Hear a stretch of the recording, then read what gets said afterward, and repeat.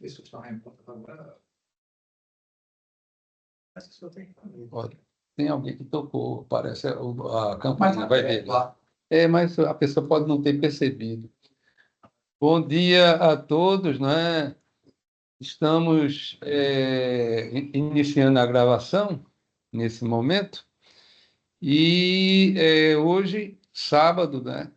14 de junho de 2025, né? Temos mais um seminário dos múltiplos saberes, que o tema ficará a meu cargo, né? Jaumi Prelar de Castro, e o tema vai ser sobre a origem das universidades, que é um tema, né, pelo menos para mim, assim, de muito interesse, porque toda a origem e a preservação intelectual do Ocidente, até hoje, né, na forma que nós entendemos, ela vem exatamente das universidades, né? Foi um legado da Idade Média, tanto é que a palestra eu vou falar, ela se situa no início da Idade Média até os anos 1200, 1300, que foram o início das primeiras universidades na forma que a temos hoje, né? E esse tipo, né, de corte, né, lembrando que a Idade Média ela começa, né, ela é um período variável de cerca de 1000 anos.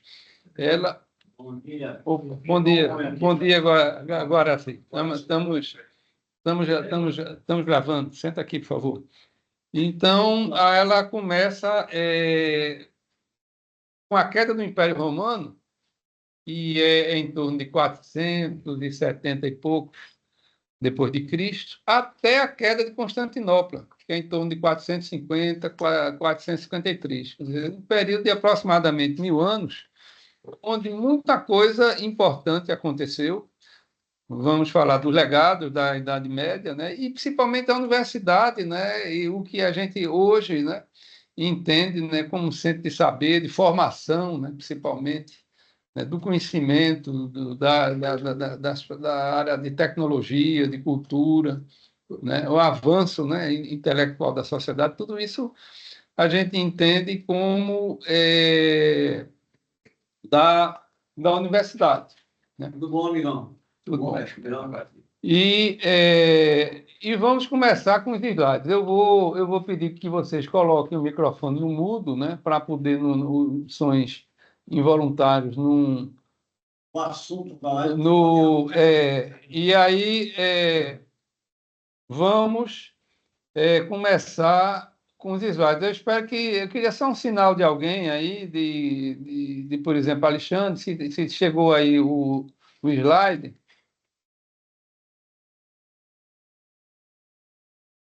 Conseguem ver? Aqui não. Ainda não? Não, infelizmente não. Deixa eu ver Aqui como é que também eu. não. Deixa, Aqui também não. deixa eu ver aqui o. Assim. Agora, tá ótimo. Chegou? Chegou sim, tá Pronto. muito bom. Pronto. Agora chegou. Então vamos lá. Eu vou colocar agora no modo exibição, certo? Para que possam ver de uma forma ampliada.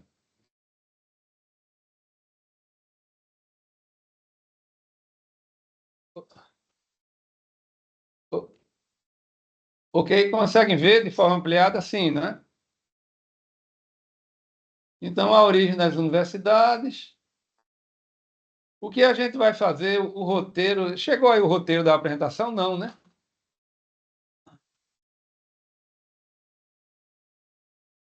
Alexandre, chegou o roteiro da Chegou sim, Chegou. mas não está ampliado, não. Tá, dá para ler, tá bonitinho, mas não tá assim, não. Tá uma beleza. Não está no modo de apresentação. É interessante porque. Mas aqui tá bom, viu, meu Jamil? Tá muito bom aqui.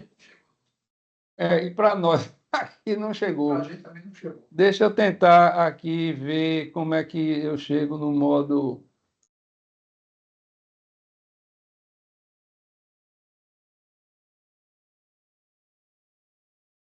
Deixa eu botar aqui. Tem Miguel também querendo entrar.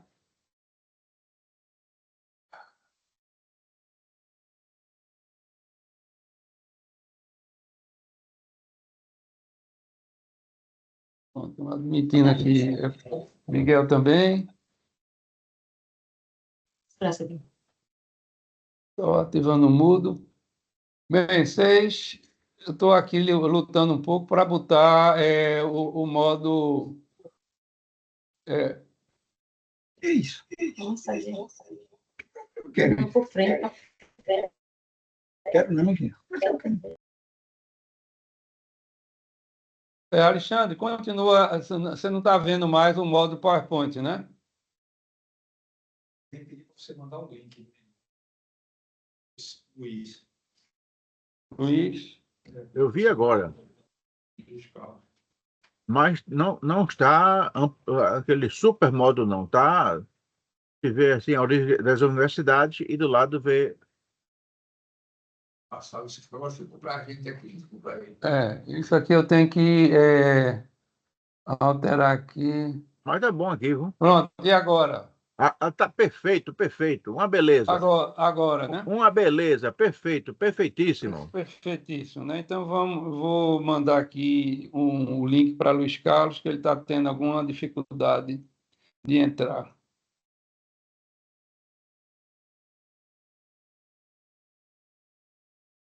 Nosso amigo Luiz Carlos. Só copiar link. Me dê só um instante que eu estou tentando mandar o link aqui. Almir, cadê o mestre? Que eu não vi, do professor Walter. Rapaz, o professor Walter, ele está com alguns problemas com a esposa, né, Dona Selma, e aí, aí ele não pôde vir hoje, ele geralmente vem comigo. Então, vocês estão vendo aí o roteiro da apresentação, né? Então, a gente vai fazer as definições, né? Falar das condições, porque a universidade, para ela surgir do jeito que a gente entende hoje, como um centro de saber, centro de referência, de cultura, de tecnologia, de avanço da sociedade, ela existe, né? Ela começou a existir praticamente no Ocidente, ela existiu em outras sociedades de cultura árabe, e também originalmente, também até antes, né, na Índia e na própria China, mas não conseguiram perdurar, né? Então a gente vai ver que houve determinados aspectos que permitiram, né, desde os gregos até, né, esse período de Idade Média, né, o nosso corte é na Idade Média, né, porque em torno de 1200, 1300 foi que já existiam várias universidades na Europa, vamos listar todas elas mais antes. Então, vamos falar, né, nesse item 3, que mostra os fatores sociais, as questões de como elas conseguiram, né, ter o controle do conhecimento, as suas características especiais. No item 4 aqui, os produtos e os legados da Idade Média, e também em outras culturas, né? Aqui o papel do Estado e da religião parece que ele criou dificuldades, né, para o desenvolvimento, né, da ciência e antes das universidades, nas culturas árabe, chinesa e indiana, né, que é indiana com hindu, né, tá aí misturado. E no finalzinho vamos falar nos primórdios e nas primeiras universidades, brevemente, né, sobre reflexões sobre a atualidade da universidade, que não é o nosso foco, nem daria tempo. Nosso foco é mostrar as condições de por que surgiu esse tipo, né, de instituição. Então, vamos para as definições, né? As definições que a gente possa ter da universidade. Então, primeiro vem o nome, né, que é do latim, né, que é universitas, né, que é um todo, né? E a palavra, ela não criou, a Universidade de Bolonha, né, que foi no século XIII, os anos 1200, ela não começou com o nome universidade, né? Então, ela começou, né, com o nome de estúdio, né? E depois ele foi se modificando, né? Universitas Magisterium, né? Universitas Scholarium, né? Então, eles saíram ganhando corpo, né? E hoje, como é que a gente entende a universidade? Que é uma instituição autorregulada de professores e eruditos. Ela tem uma existência legal, né? E é sancionada inicialmente nas origens pelo Papa, né? E também pelos emires, né? E por quem detinha, né? O poder, né? De mando, né? Que eram sociedades teocráticas também, né? Então, isso, né? Ou civil, né? E hoje, né, basicamente, a instituição é civil, né? Somente a partir do século XIV foi que ela passou a ter o significado que ela tem hoje, né? E ela evoluiu, né, das escolas, né? Não existia naquela Europa, eu vou mostrar daqui a pouquinho, como depois do Império Romano a Europa ficou fragmentada, né? Então ela passou a existir, né, das escolas, né, das catedrais e monásticas, né? Vindo das ordens religiosas e tal, né? Então, ela começou, né, os ensaios no século XII, né, dentre as quais a de Pedro Abelardo, né, na França, né, que viveu naquele período, né, exatamente do século XII. Né. Ela também, né, em outras culturas, né, se você olhar na Espanha, né, a Espanha ela teve 700 anos de ocupação árabe. Ela começou um pouco antes dos anos 700 e terminou, o último bastião foi o Emirado de Granada, foi no ano do descobrimento da América, 1492. A gente vai mostrar mais aqui na frente um mapa que ele vai mostrar a presença árabe, e foi graças aos árabes, porque eu faço esse enfoque. Porque foi graças aos árabes que os saberes gregos, aristotélicos e de outras culturas, de medicina, de matemática, eles se preservaram e entraram na Europa, né, através da Península Ibérica, foram barrados ali nos Pirineus, né, nas questões geográficas da própria França, e passaram 700 anos de muita cultura, dos anos 700 até quase 1.500, quase 800 anos, né? 700 e tantos anos. Né? E a universidade ela tem um caráter original, né? Ela se organiza sob a forma de corporação, né? E tem de várias atribuições, até mesmo de uma cidade. Né? E o que aconteceu, assim, paulatinamente, né, que as universidades elas tiveram origem nas religiões, né, nas estruturas religiosas. E o saber ele foi paulatinamente deixando de ser um dom, uma graça divina, e tornou-se uma atividade humana, né? Então, ou seja, ele adquire uma dimensão nova, né? E essa é a grande inovação da universidade como centro do saber. Ela deslocou, não é, do lado das estruturas religiosas, Monastério, né? monastério, que foi importantíssimo para, né, ela trazer essa dimensão nova em si, né? Então, vamos um pouquinho mais para frente para a gente entender. Para a gente entender a origem das universidades fica ao longo da Idade Média. Então, só lembrando um pouquinho antes, porque eu costumo dizer que nós somos gregos, né? O mundo ocidental ele é grego nos seus valores, na sua concepção. Então, um pouco antes dos anos 300, o que vocês olham aí, ele em vermelho, isso aí é o mapa da Europa e da África, né? Pegando uma parte ali do que seria uma parte da Ásia, do Extremo Oriente, né? Então, tudo em vermelho que tem aí era o alcance da civilização grega, que atingiu o seu apogeu perto dos anos 300 a.C. Foi quando, né, aquela época de Péricles, né?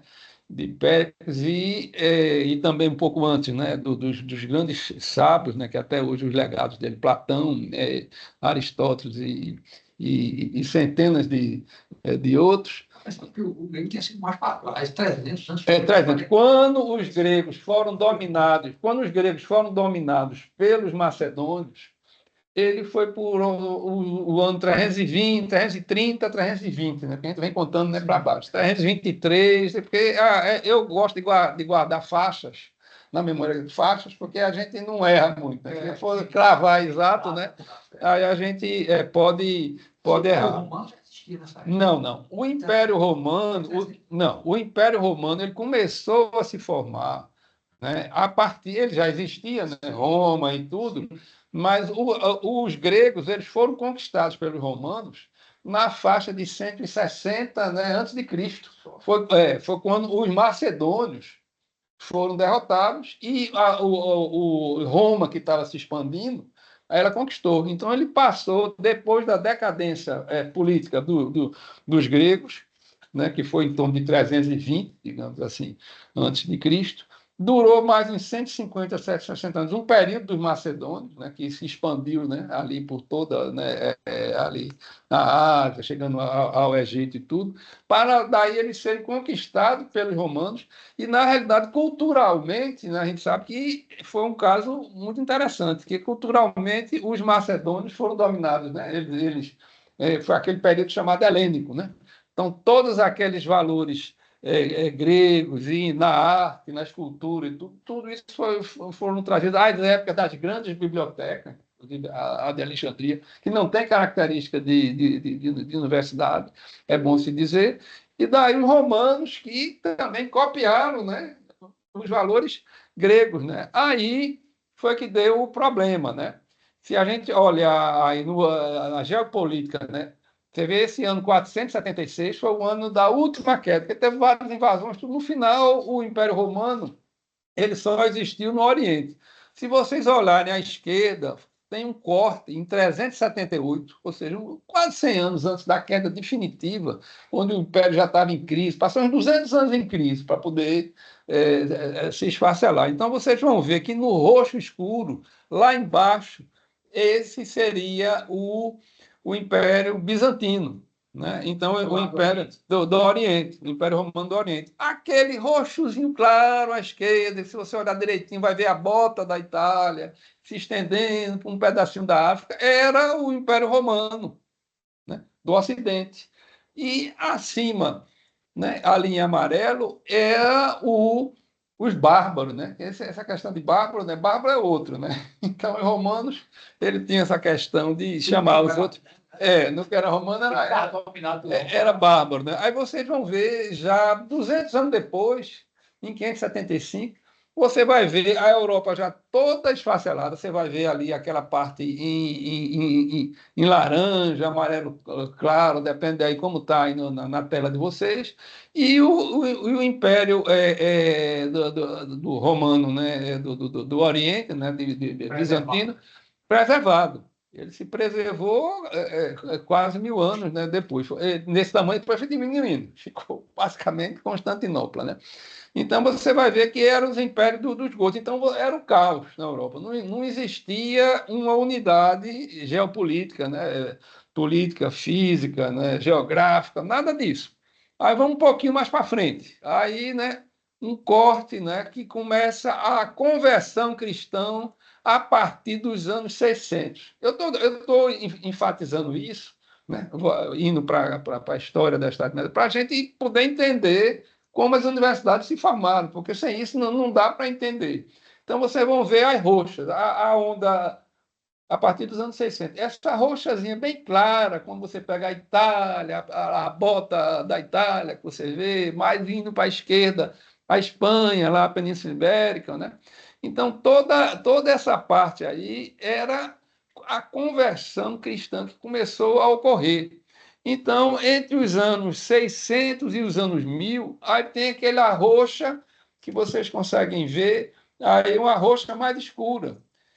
E mais, que foi até os anos 1000, uma conversão cristã, né, que ocorreu, e mais em cima, que você vê ali nos países nórdicos e tudo, pegando onde hoje a Estônia, a Letônia, né, e indo um pouco ali para a Escandinávia, para a Rússia, ali já foi um pouco depois dos anos 1000. Então, por que isso é importante? Por que isso é importante? Porque deu coesão, embora fossem vários países, né, várias línguas e tudo, ele deu uma coesão cultural, espiritual e às vezes política, né? Porque a influência papal, né, ela tinha essa força, né? Inclusive, a gente tem que lembrar que a convenção a conversão de Clovis, né, foi em torno dos anos, um pouco antes dos anos 800, né? Na região onde hoje tem a Gália, né, onde a gente hoje entendia a França. Então, isso aí, na medida que foi se expandindo, outros quiseram se tornar para poder ter uma proteção papal. Então, ele se viu, né, para você ter uma unidade cultural e espiritual dentro de uma fé, né? E a gente, avançando um pouquinho aí, vendo, a Europa do ano 1000 era o quê? Dominada por aristocracias militares. Então, o poder ocorria o quê? Na posse da terra. Então, os reinados, né, eles reconhecidos, né, ele era muito, tem muitas restrições severas, né? Ele era a força normativa local, mas eram muitas restrições, se engalfinhando um com os outros, né? Os reinados da França e Inglaterra eram vulneráveis aos árabes, a partir do sul, e aos vinques, a partir do norte e oeste. Em resumo, né? A sociedade era aqueles que lutavam, os que rezavam e os que trabalhavam a terra. Então, os que rezavam dentro dessa unidade cristã.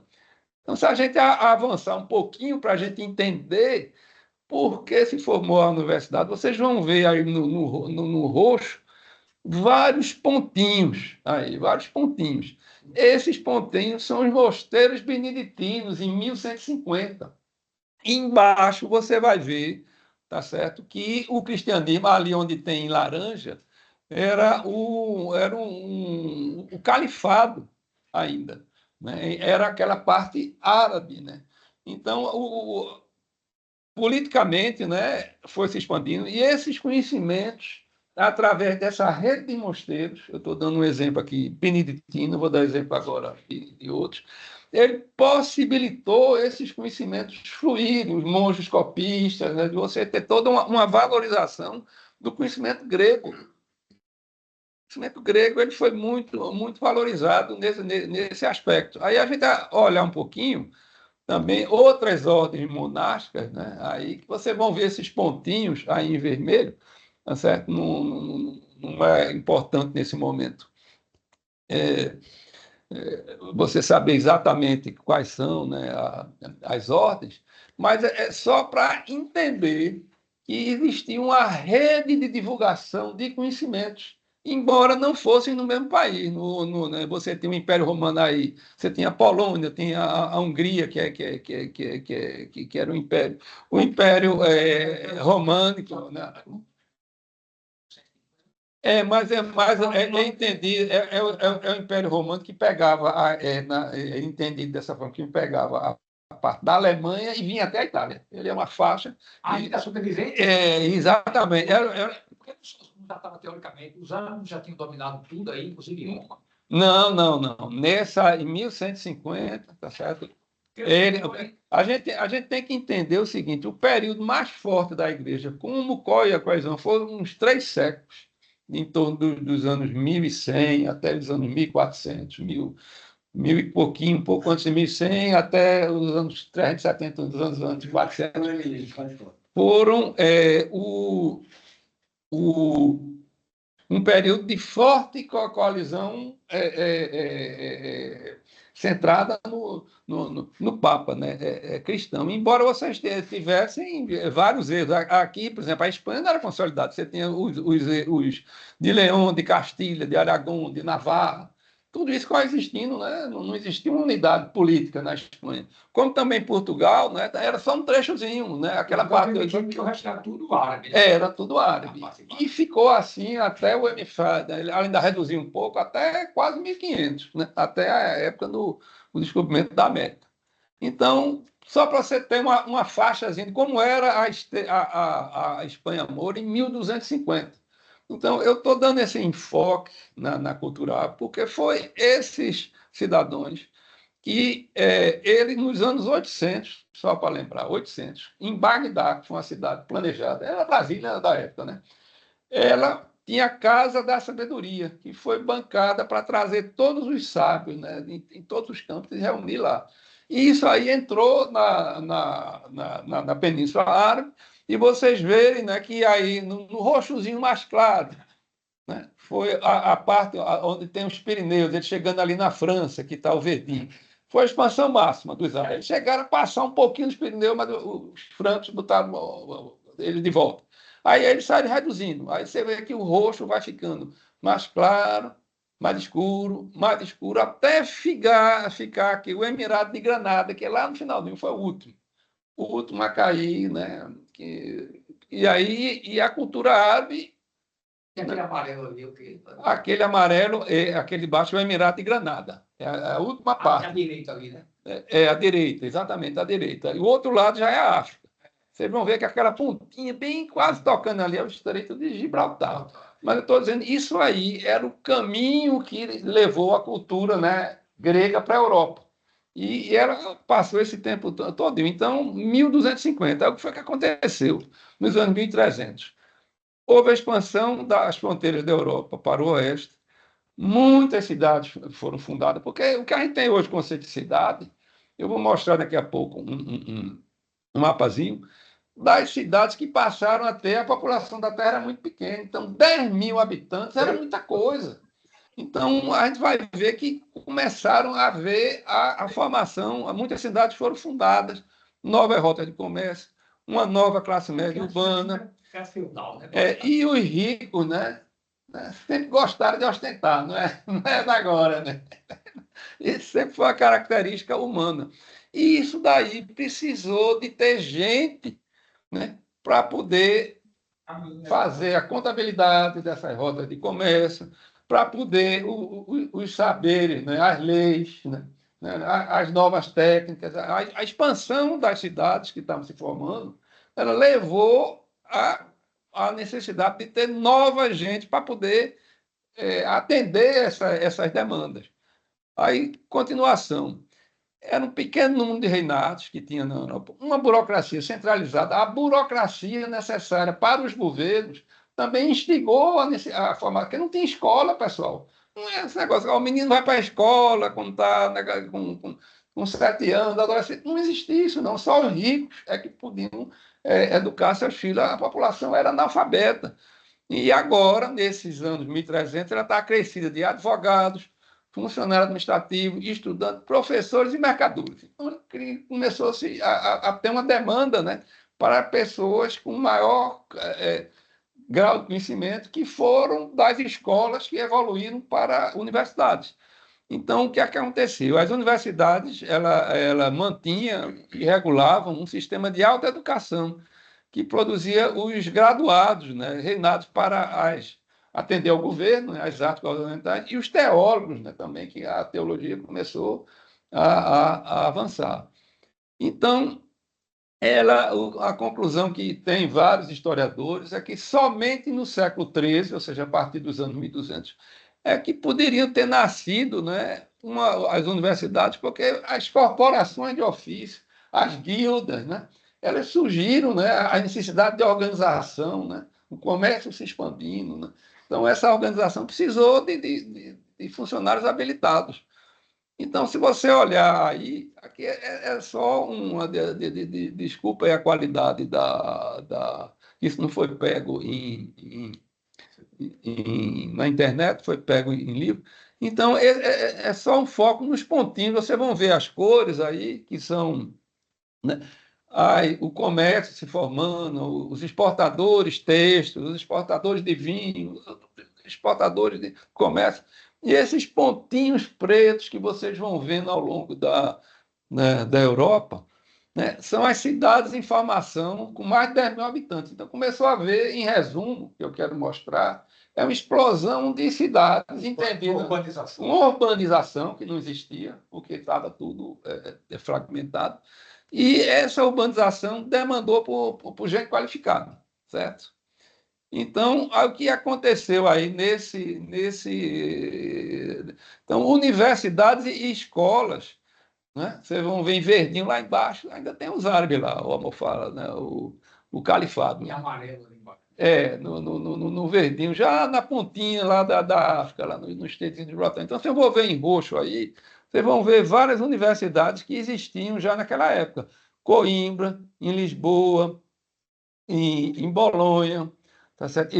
Cambridge, Oxford, todos existiam, né? E várias outras escolas monásticas que estão em várias cidades aí.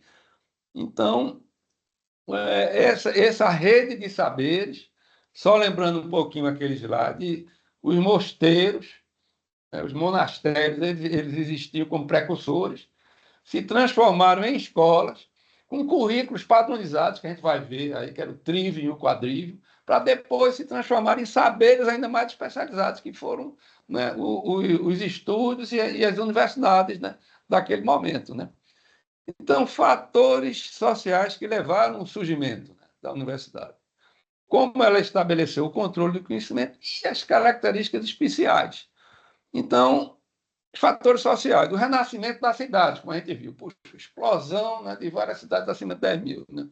O desenvolvimento de corporações de ofícios, advogados, para poder resolver todos aqueles conflitos, regular as relações comerciais, o comércio florescendo. Então, a gente tem que ver que, por exemplo, na Itália, né, todas aquelas cidades, né, que levaram ao Renascimento, né, como Florença, como Veneza, Milão, né, aquelas cidades de estado, né, elas surgiram, né, em função do florescimento do comércio. Né? Então, e o aparecimento do mercador. Né? Então, o mercador, né, aquela figura que viraram os mecenas, né, os mestres, no século XV, 1400 e tanto, se tornaram muito famosos, né, por conta disso. O mercenário, toda aquela Botticelli, Leonardo da Vinci, Dante foi um pouquinho, Michelangelo, né? Todos foram frutos do século XV, né? Que foram um século onde apareceu essa figura do mercador. Né? Então, quer dizer, precisou essas condições todas em conjunto, né? Para, no século XIII, né, surgirem, né, as universidades como as entendemos hoje. Né? Então, continuação dos fatores sociais. Então, o que existia na Idade Média era uma diocese que dirigia, né? Isso tem várias evidências aí. Os muito ricos, né? Eles contratavam, né, os tutores particulares. Talvez até vindo desse monastério mesmo, para poder formar. Isso, muitos desses monastérios, aí é que eles vinham. Eles tinham que ter uma licença e eles se moviam de cidade em cidade para levar o conhecimento. E padronizado, porque eles tinham um currículo padronizado, que a gente vai ver aqui, tá certo? Despadronizado. E também, gradativamente, aquele conhecimento ele ser reconhecido, você ter um título que seja validado inicialmente era o Papa que validava isso, né? Muito rico. E você tinha uma única instituição, né, que manifestava interesse pelo saber, pelo cultivo do saber. É uma característica muito ocidental, embora isso existisse, a gente vai ver rapidamente também em outras culturas. E você tinha também uma disputa que ocorria entre sempre os estados, né, as realezas, né, e o papado, né, que cada um, né, reivindicando o controle da sociedade, né, então, e pedindo apoio. Né? Então, os papas editaram as suas famosas bulas, né?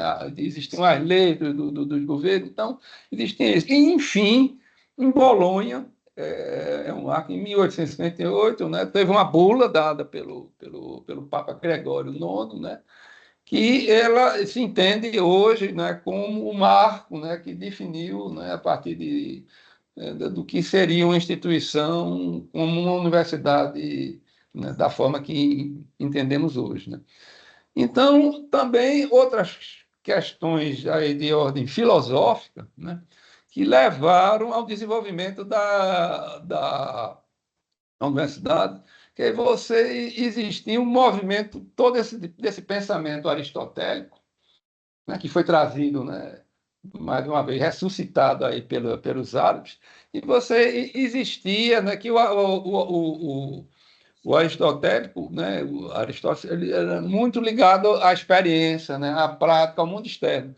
e tinha concepção agostiniana, né, de Deus na vida das pessoas, muito mundo interno. Então, você existia esse aspecto filosófico, né, e aquela questão de abandonar os escritos sagrados e ficar alinhado só à parte externa, a Aristóteles, e quem contemporizasse, né? Então, isso daí também criou um ambiente propício para você discutir, até um campo para você ter réplicas, tréplicas, né? Síntese e tal, né? Antítese e síntese, foi esses locais que estavam em surgimento, que hoje entendemos como universidade.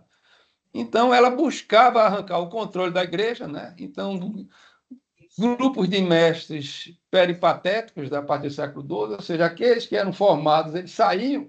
Né? A gente vai ver que a questão, por exemplo, em Oxford, que foi a primeira, e Cambridge foi formada a partir de uma dissidência de professores de Oxford. Então, não se sentiu bem, vai lá e funda outro canto. Né? E a padronização, né? A padronização e a graduação do conhecimento, mestre, doutor, né? E existiam já nas escolas da patente, foi importante, a padronização dos currículos, é o trívio e o quadrívio. Né? Então, o trívio é gramática, retórica e lógica, e o quadrívio ele vinha aritmética, geometria, harmonia e astronomia. Né? E também uma coisa muito interessante, né, muito própria das universidades, uma vida estudantil, ser semelhante ao que a gente tem hoje, e uma coisa importantíssima, né, porque existia a patrística, né, que era o pensamento mais ligado, digamos, a Agostinho, e a escolástica, né, de Aquino, né, que usava a ferramenta, né, validava a ferramenta como ela indispensável para os estudos teológicos e filosóficos. E isso foi fundamental para a formação das universidades e da ciência. A gente vai ver mais um pouquinho que esse espírito, né, do escolasticismo, né, ele De aferir, né? de Aquino, de usar a razão, tudo, ele foi fundamental para o desenvolvimento do pensamento ocidental, consequentemente das universidades e um pouquinho mais na frente das ciências, né? Porque as ciências, como a gente entende hoje, né, era tudo misturado, né? Ciência, filosofia, né? Arte, né? Tudo isso era junto. E cada vez mais, né, cópias e cópias, né, e comércio de livros, né? Laico, né? Não era só livros teológicos, livros laicos, né? E também, já na última linha, a gente vê, a partir do século XII, o cânone bíblico foi codificado e a divisão dos livros bíblicos foi feita em capítulos, né? Também ajudando a questão das normas, as coisas serem normatizadas e a própria divulgação. E continuando, que é o que é hoje a criação de um espaço novo, né? Para preservação, construção e preservação do saber, né? Então, sempre foi mediado, né, pelo poder do Papa e, mais na frente, laico. Né?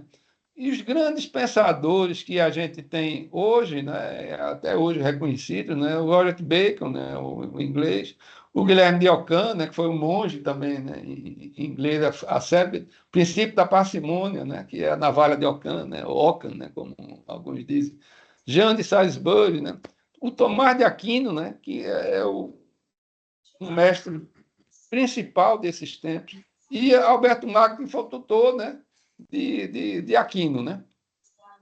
Então, a importância de valorizar as investigações empíricas, né? Ou seja, isso é puro aristotelismo, né? E os movimentos, né? As elites urbanas, né? E os movimentos de complexidade da cidade. Né? Surgiram essas novas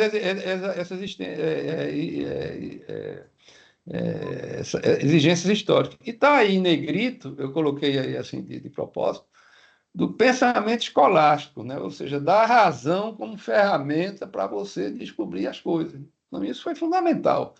Essa valorização para poder surgir, né? Exatamente.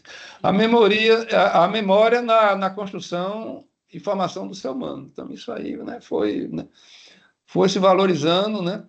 Então, uma coisa interessante é que você criou uma instituição que a identidade primeira dela é a dedicação ao estudo e à criação de espaço social, destinado somente ao conhecimento, né? Então, ele criou, se a gente pode dizer assim, centros urbanos de saberes, as universidades. E seu papel social, né? Que esses homens formados por elas passam a desempenhar na sociedade. Hoje, o papel que a gente tem da universidade, ela forma, né, as pessoas, as profissões, os conhecimentos, os médicos, dentistas, advogados, engenheiros, profissionais de diversas áreas, né, com um papel social formado pela universidade, né? Então, ou seja, ela passou a ter uma que não existia, né, uma inserção política e cultural, né? E a questão da autonomia, né? Ela passou a ter, embora ela sofresse influência dos governos, né, das religiões, ela tinha uma autonomia, né, com relação à comunidade local e tudo, consequentemente, uma liberdade, né, associada para isso e para o desenvolvimento do pensamento, né? Aí, o que é que a gente pode dizer os produtos que ocorreram da universidade? E aí os legados não é só da universidade. A própria Idade Média, a universidade é um legado dela. Então, a gente vai ver que a universidade foi a grande realização da Idade Média na área intelectual. Então, não resta dúvida, vários historiadores, e eu concordo, que a universidade foi algo que, assim, capital para o desenvolvimento do mundo ocidental, da forma que nós estamos hoje. Influenciar o progresso intelectual na Europa mais do que qualquer outra instituição. Então, o papel dela pela, né, a sua autonomia e certa independência, tanto é que ela existe dos anos 1200 até agora, mais de 8 séculos. Então, ela conseguiu, né, ela atendeu às necessidades da época e atende às atuais. Já no finalzinho, eu faço uns questionamentos, é mais uma reflexão, né? É o papel, né, que a gente espera hoje, né, das universidades. Mas isso é outro tema, né, em outra oportunidade. Então, eram lugares de preservação, não só de preservação, mas também de criação da cultura e da ciência, né, que veio um pouquinho depois. Exatamente. Ela preservou e cria, né? Então, é patrimônio histórico, né? Agora, se a gente olhar no conjunto, a Idade Média ela teve vários legados, né? Alguns deles, né? Primeiro, né? A preservação da herança literária do mundo antigo. E graças aos árabes, né? Não chegaram, e os monges, né? Naquela rede de mosteiros que eu mostrei no slide anterior, aquilo ali propiciou o desenvolvimento, né? A preservação e depois o desenvolvimento do conhecimento, né? A questão dos parlamentos, né, que eram monarquias, passaram a ser monarquias constitucionais. Grande parte da Europa ainda hoje é assim. Questão dos julgamentos, que eram centrados, né, nos reis e tudo, o julgamento por júri. Todo esse sistema financeiro, juro de bancos, né, inicialmente de juros, de cartas de crédito, né, então todo esse mercantilismo, né, que levou ao desenvolvimento do direito, né, e mais na frente do direito internacional, porque o direito internacional teve algumas questões na época do descobrimento da América, onde os espanhóis... não, os espanhóis eles foram muito duros, eles aniquilaram populações inteiras. E os monges beneditinos, que estavam lá na parte do Haiti, eles se rebelaram contra isso e excomungaram, inclusive, o capitão, né, o comandante que estava lá na época. Foram chamados para... Né, não podiam, né? Que tinha aquela questão... Na época do descobrimento das Américas. Na época do descobrimento, 1500 e pouco. É um pouquinho, porque esses cortes que dá de faixa, começa a Idade Média, com a queda, né? Não, são faixas, né? Na realidade, são referências para a gente entender marcos, né? Mas a Idade Média se estende um pouquinho mais em alguns cantos. O Renascimento começa um pouquinho, né, em outros. Então, o Iluminismo... Em torno de 1500, né? Então, para a gente ter uma referência do que foi. Então, em torno disso, de 1500, o direito internacional, ele, através dos monges beneditinos que levaram desenvolvimento, porque eles se rebelaram contra os comandantes que estavam praticando, na visão deles, atrocidades Contra os habitantes. com os habitantes. E um instrumento que tinha muito forte era a excomunhão. Meu amigo, você não vai receber, não a excomunhão que era papal, mas ele não dava a comunhão. Meu amigo, missa aqui não, meu amigo. Você... Mas eu acho que tinha comandante desse que acabava com os monstros também, matava os Tinha. fusilava os monstros. Aí vamos avançar um pouquinho. Opa, aqui. Os produtos da universidade, já falamos, a questão dos legados e o conhecimento. Agora vamos, para poder entender o nosso papel ocidental, é importante, eu pelo menos acho, né, e por isso que trouxe, que é a gente ver o papel do conhecimento e do Estado em outras civilizações. Por que que em outras civilizações, embora você veja a universidade mais antiga no mundo, que é a de Fez, no Marrocos, foi nos anos 800 e pouco, a partir exatamente de uma mesquita e tudo. Mas por que não teve a dimensão naquela sociedade? Você vai ver se estão muito isolados. Aqui escapou foi a Universidade de Fez, considerada pela Unesco a mais antiga do mundo, né? Mas em outros locais, a gente vai ver que existiram e não floresceram, porque não tiveram toda essa rede geopolítica, essas condições que eu acabei de mostrar que ocorreu na Europa, né? Então, a invasão, né, a disseminação do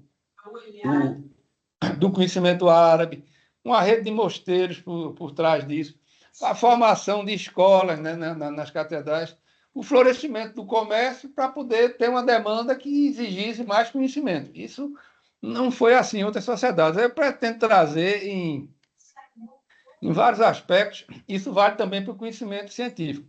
O conhecimento é a ciência árabe. E é uma coisa assim importantíssima que é dita por vários historiadores. Por que a ciência não prosperou ou por que os conhecimentos que sejam independentes da religião não prosperaram? Porque ela esteve sempre a serviço da religião. Na cultura árabe, o conhecimento científico, o conhecimento científico sempre esteve ou estiveram a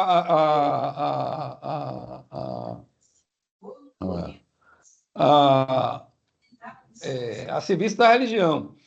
Então, esse conflito, né, que sempre existiu no Ocidente, ele não era aceitado, não era tolerado lá, né? O homem pode, é onde tem aí na segunda linha, o homem pode explorar e até manipular o mundo sem interferir nos poderes de Deus. Isso é uma concepção. Aí eu cito, né, aqui novamente a Casa de Bagdá, né? Quando nos anos 800, a Europa era completamente era agrícola, era completamente esfacelada, como a gente viu naqueles mapas, né? Então, os muçulmanos recuperaram, copiaram e difundiram textos gregos sobre filosofia, ciência e astronomia, por vezes checando e corrigindo dados encontrados. Então, tem as escolas rivais também, que elas, né, mutazilitas e as aritas, né, em tempos diferentes. Ele está ligando que ele está querendo entrar e eu não vou conseguir nesse momento. E o islamismo nunca separou religião e ciência em compartimentos distantes. Esse foi um dos problemas que muitos historiadores chegam. Na questão, como é que eu faço? Deixa eu mandar um link aqui para o nosso amigo.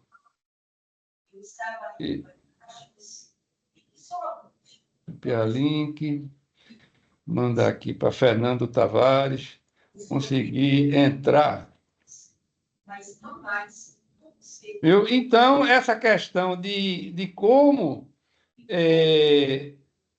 essa ausência de conflito, digamos assim,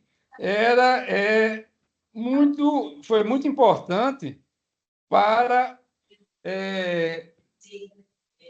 o desenvolvimento do conhecimento e da ciência, né? Então, você vê, no caso da China, o Estado, né, e a gente tem que ver por razões históricas, ali era multicultural, como também era a Europa, várias línguas e tudo, e sempre teve um Estado muito forte para manter unido, né, num regime só, né? A China é diferente da Europa, tem um Estado de 5.000 anos, né? E outra coisa que a gente tem que entender, o Estado chinês, ele esteve sempre com essa função de ajudar a coleta dos dados, organizar o conhecimento do enorme país de uma forma centralizada, utilizando discernimentos científicos para melhorar os rendimentos do Estado e empreender guerra. Então, o papel do Estado sempre foi muito forte, né? Então, essa questão do lado da individualidade, né, não era muito bem culturalmente um terreno cultural apropriado. Os estudos chineses eram bem mais abrangentes, muito menos esporádicos, e as ideias visavam sempre a um fim. E a gente via que muita coisa na Europa aconteceu por conta dos trabalhos isolados. Se a gente pega um Leonardo da Vinci, né, ele passou a vida só anos depois, e muitas vezes, às vezes até foram reconhecidos. Tem alguém com o microfone aberto, eu peço fechar, eu acho que é Camilo, pode ser. Se você olhar o confucionismo, que é em torno de 500 anos antes de Cristo, ele deu muita ênfase nos estudos sociais, e o taoísmo também, que era do século VIII ao século V antes de Cristo. O microfone estava fechado. Eu vou... Ok. Então, quer dizer, existe um lado de ciência versus burocracia, de conhecimento versus burocracia. Então, é das razões que pode ser levado a entender porque não floresceu numa cultura tão rica, né? Então, se a gente olhar na última linha, eu colocando, nunca, né, no caso da China, né, a cultura chinesa, desenvolveu o impulso pela exploração e de fazer novas descobertas só pela satisfação pessoal. Então, essa questão também, se você olhar de volta ao cristianismo, esse lado de ser sempre levado para um lado individual, que exigia a salvação é individual, né? Então, ele floresceu esse tipo de pensamento que em outras culturas não foram. Se você olhar na ciência, o conhecimento e a ciência hindu e indiana, então, também na civilização hindu, o conhecimento científico era subordinado, né? E ela apresentou várias contribuições originais que foram desenvolvidas na China e até no mundo muçulmano. Mas o tom religioso era o preponderante. Então, ele nunca se transformou num conhecimento, numa ciência avançada. E também, se a gente olhar, o budismo também não foi mais benéfico à pesquisa do que o hinduísmo. Se a gente olhar a história do mundo ocidental, a gente vai ver que só nos últimos 200 anos é que vocês tiveram, né, nós tivemos, né, aí contribuições, né, de matemáticos, né, de físicos, né? Então, isso foi uma coisa muito recente, né, de 200 anos atrás. De cientistas intelectuais orientais influenciando o Ocidente. Exatamente. E a questão o foco era a religião. Não no mundo externo, no mundo, né, hindu, né, e da Índia, né? Então, é uma das razões que a gente procura fazer esse contraste, para entender, puxa, porque floresceu da forma que floresceu e preservou-se até hoje. E lá, depois, quando você vai ver na China, tem a universidade, mais de 1000 anos atrás, na província de Wuhan, e não sobreviveu. Também teve outras universidades na Índia que passaram um período de 300 anos numa forma, né, de centro de estudos, com estudantes e tudo. E depois surgiram outras civilizações internamente e que não se preservou. E no Ocidente, né, apesar, né, de você ter, né, todas essas confusões que ocorreram, houve uma unidade cultural. O nascimento das instituições, elas duraram mais tempo. E vem durando, exatamente. Então, a gente, já está chegando mais perto do fim, nos primórdios, a gente pode ver que 670, na Tunísia, tem uma mesquita de Cairo, e ela, como centro de saber, que você, além da teologia, né, que você tinha a questão de matemática, da astronomia, medicina e botânica, mas foi destruída depois foi transferida, né, onde hoje tem uma universidade, né, Zizitona, né, que funciona até hoje. É considerada por muitos árbitros como a primeira universidade. Aí isso é uma questão de interpretação. A Unesco também é outra forma de interpretação, né? Então, na África, no período equivalente na Idade Média, né, teve a Universidade de Sankora, né, que foi ali em Mali, né? Então, e também sempre em torno de mesquitas, como foi no Ocidente, né, que é sempre em torno das catedrais. Também em Eduba, né, há 3.500 anos, né, pode ser entendido que era um centro, né, que isso foi preservado através daquela escrita cuneiforme, né, que você tinha saberes, a matemática, né, então foi muito importante para o desenvolvimento da escrita. Embora a escrita sumeriana, tudo, ela ficou restrita em si mesma, ela não conseguiu ir para outras civilizações. A própria Academia de Platão, né, alguns, né, como a primeira universidade, não chega a tanto, né? Mas algo, né, do pensamento que hoje, até hoje, influencia, né, o Ocidente.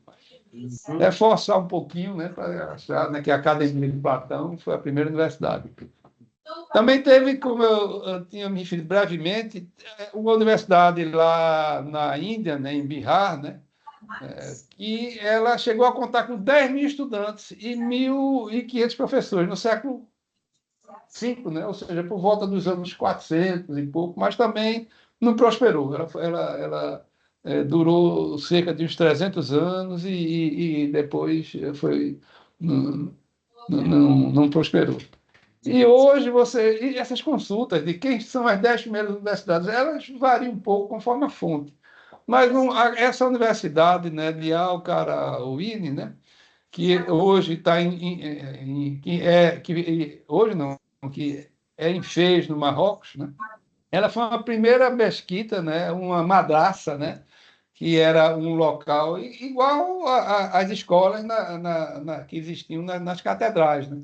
Ela tinha um ensino teológico, com os monges beneditinos e outros. Dependendo da linha, né? E ela foi, agora a característica é que ela foi fundada por uma mulher. Ela tá lá no livro do Recto, uma mulher. Fato, que ela era esposa de um mercador, né, famoso. O cara morreu e aí ela assim, fundou lá uma madraça junto de uma mesquita, tudo que tinha recurso para vários tipos de conhecimento. E aquilo ali foi durando, ficou muito restrito ao lado religioso filosófico. E mais recentemente, no século XX, expandiu para outros cursos, tudo, mas está lá, como se mantém, né, desde aquela época, né, 1859, né, como uma instituição. 859. 859, exatamente. O que está acontecendo lá na Europa. No Egito também tem uma segunda universidade sobrevivente, de Al-Azhar, né, ou Al-Azhar, né, que foi também próximo do século XI, né, 970, 72, né, era um centro de literatura árabe e aprendizado islâmico, sempre ligado à religião. Né? E também existiu, né, uma série de madraças, né, fundada por um emir no que hoje a gente chama de Irã, que uma dessas escolas, uma dessas madraças, né, Nizamia, né, Al-Nizamia, né, de Bagdá, ela se mantém existente, né, desde 1065. É operacional, né, e teve outras localizadas em várias cidades. Né? Então, elas serviram de modelo para futuras universidades. Então, isso é história. Né? E aí a gente vem para o nosso mundo ocidental, onde vem a Bolonha, né? Depois vem a Universidade de Paris, que não se sabe o ano exato, alguns atribuem a 1096, portanto, ainda tudo século XI, né? Aí, e outras universidades, que a gente tem a de Salamanca, né, que foi fundada em 1218, né, também através de bula papal, né, o Alexandre IV, né, ele deu um título, né, da universidade um pouquinho depois, né, da fundação, tá certo? Que tudo foi a ideia lá do Afonso IX para poder dar educação ao povo de León. Exatamente, que era outro reino, né? Ali era uma coisa, outra coisa, outra coisa. Depois Castelo e León, Castelo e León juntou, depois juntou, né? Aí depois juntou a Espanha. Pádua também, a segunda universidade mais antiga da Itália, foi em 1222, né? Então, ela é muito famosa, historicamente, pelas aulas de anatomia. Porque essa história de dissecar cadáver não era uma coisa assim muito que a igreja recomendava, não. E alguns centros, não, vamos dissecar. Inclusive, você tem como Da Vinci, né? Da Vinci é 1400 e tanto.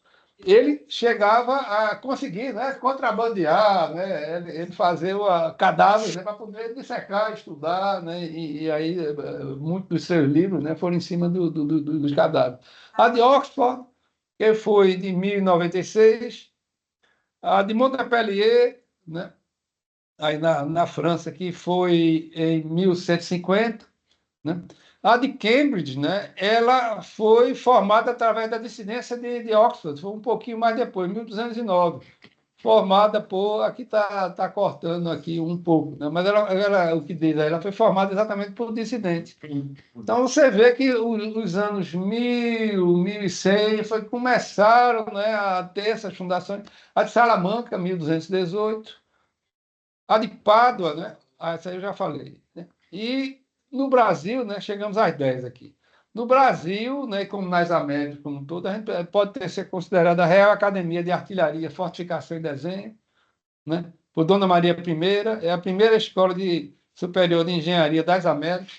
A gente tem que lembrar que a primeira universidade que surgiu nas Américas, né, eu não quis dar foco, é só um comentário, só por efeito de comparação com o Brasil, isso muito tempo depois, até porque as Américas não existiam, né, enquanto, né, estados, foi em Lima, então de 1550, 1560, né, foi em Lima. Depois, um pouco depois, ainda no século XVI, 1500 e tantos, depois, foi a Universidade Autônoma do México, né, para depois surgirem outras demais universidades. Então, o Brasil foi muito tempo depois.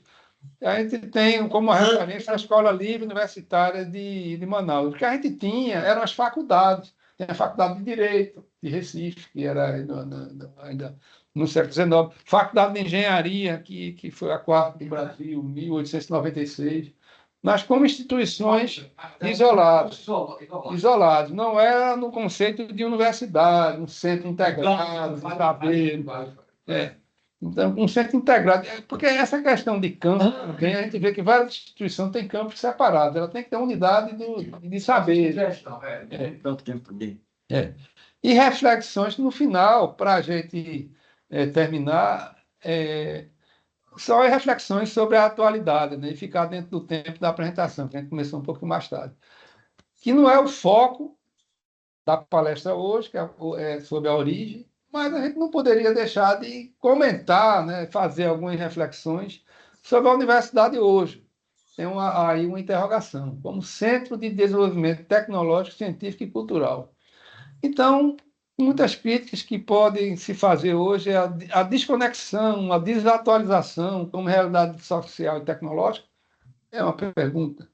Reprodução de desigualdades sociais, falta resolve? É uma pergunta. A mercantilização, o lucro do ensino, né? Aí, principalmente no Brasil, né, você tem muita faculdade ligada só ao lucro. A produção do conhecimento descolado da prática, né? Aí hoje você vê mesmo as universidades que focam em pesquisa, é mais focada na publicação do que no impacto social. Então você vê. E uma coisa que é interessante, que não tinha nas universidades históricas, hoje são departamentos muito estanques, pelo menos essa é a minha percepção. Então, resistência à interdisciplinar e inovação. É uma pergunta. Falta de protagonismo no enfrentamento de crises globais, meio ambiente, saúde pública, justiça social. Então, ao que parece, perdeu um pouco. A inserção frente às novas tecnologias é tão rápida hoje a tecnologia que as universidades estão ficando para trás como fonte, né, de saberes. Né? E é possível se reinventar? Modelos pedagógicos, estruturais, estruturas administrativas, prioridades de pesquisa da universidade? E só para descontrair, pessoal, eu tive a oportunidade de ir assim, a visitar várias universidades, né? Porque é sempre interessante aqui, né? E fora, né? Aí aqui tem um casal simpático, né? Que visitou, né? Uns 10 anos atrás, 12 anos, a Universidade de Sorbonne, né? Aqui é a Universidade de Coimbra, né? Que também tem um campus aberto. Tem a Universidade de Évora. Évora, eu protagonei assim, uma invasão involuntária. Porque eu acostumado a visitar outras universidades que não se pagava, a Universidade de Évora, uns muros muito antigos, e eu estava de carro, né, procurando uma entrada. Puxa, como é que eu estou em Évora e não vou visitar a Universidade de Évora? Aí parei num canto e vi uma porta, né? Aí, só que a porta estava fechada. Eu digo, puxa vida, como é que pode? Aí daqui a pouco vem aquele rapaz da Coca-Cola, aquele povo, aquele pessoal que abastece aquelas maquininhas de refrigerante. Chegou lá, era uma porta de vidro bonita lá, tudo, que era uma entrada eu percebi que era uma entrada de estudantes, né? Eu estava lá, será que era? Não vi, estava fechada. Aí o rapaz abriu a porta, aí eu entrei, estava eu, minha esposa e um casal de amigos. Entrou, foi lá, né, andando. Aí no final a gente chegou ao campus, né? Que é essa parte central ainda dessa. Quando a gente olhou para o campus, aí tinha uma entrada lá, e era uma entrada onde vendiam os ingressos. Aí eu não sabia que tinha. Aí eu fiquei assim, puxa vida, desconcertado. O que é que eu faço agora? Aí fiquei, tipo, não, já estava querendo, já estava indo embora, né? Sabe da coisa, eu não vou passar por ali, não. É, que, é besteira, porque era muita mais, né? E era muita gente, ninguém ia nem perceber, mas é aquela consciência, né, culpada, né? Puxa vida, eu não sabia, mas. Aí eu voltei pelo mesmo canto, que era lá do outro lado, distante, até porque o carro estava parado perto também, né? E eu não sabia o arrudei que eu ia dar para chegar lá. Mas foi um evento engraçado. Eu entrei de graça, né, sem saber. Mas você entrou de graça, mas porque você ia ver mais coisa pagando. Eu acho que talvez esse pedaço que você entrou não fosse pago, entendeu? Era como se fosse a apresentação da escola. É possível, Pública. porque em Coimbra é interessante. Você entra, tem espaço público, aquele que eu tirei a foto, né? Esse aqui é um espaço, Padrão. é um espaço público. Agora, se você quiser visitar, sei lá, a Biblioteca Joaninha, entra lá, aí você paga lá a entrada, paga, né? Ele tem uma certa geral, eu não sei. Só que eu não vi aquele negócio de, puxa vida, será que eu tenho que pagar mesmo? Aqui é a Universidade de Salamanca também, que eu tive a oportunidade de visitar. E aqui é a bibliografia que eu vou disponibilizar para vocês tem algumas coisas de internet, algumas coisas de livros, né? É, a gente começou um pouquinho mais tarde e vou parar de compartilhar aqui com vocês. Bom, pessoal, eu acredito que eu consegui cumprir assim nos instertores o prazo aí de 1 hora. E agora é a parte daqueles que quiserem, né, fazer as suas colocações e tudo. Guaraci já manifestou aqui, por favor, Guaraci. Camilo, em seguida, o segundo. Você falou que foi importantíssimo, não. Mas o que me causa espécie é que, desde o início, como é que esses países, essas civilizações, começam a trocar de ideias?